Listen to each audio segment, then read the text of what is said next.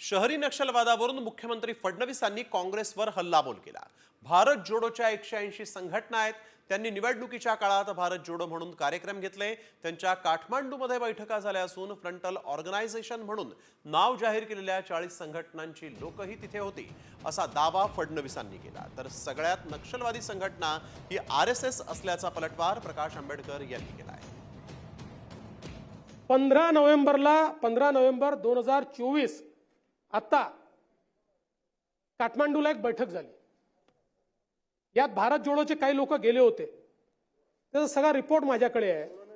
We all resolve that we are going to do it in different phases, mainly Maharashtra and other BJP led states. कशाच्या बद्दल? ईव्हीएमच्या बद्दल।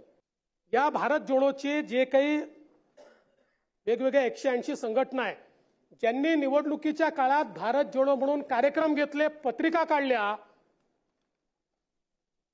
यातल्या जवळजवळ 40 संघटना अशा आहेत, 40 की ज्यांना फ्रंटल ऑर्गनायझेशन म्हणून त्या ठिकाणी नेम केलेला आहे। सगळ्यात नक्षलवादी संघटना आरएसएस आहे।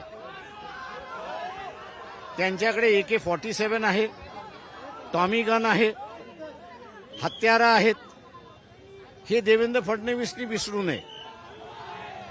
त्याच्यामुळे असणाऱ्या ज्या लढाऊ संघटना आहेत, आंदोलन करणाऱ्या संघटना आहेत, त्यांना तुम्ही असणारं जर नक्षलवादी म्हणणार असाल तर मग तुमचं चारित्र्य जे आरएसएसचं देवरसापासून, मी त्याच्या अगोदर जात नाही, देवरसापासून नागपूरला जे असणारं विजयादशमीच्या दिवशी किंवा दसऱ्याच्या दिवशी शस्त्रपूजा होते, त्या शस्त्रपूजेचे सगळे फोटो निघतील।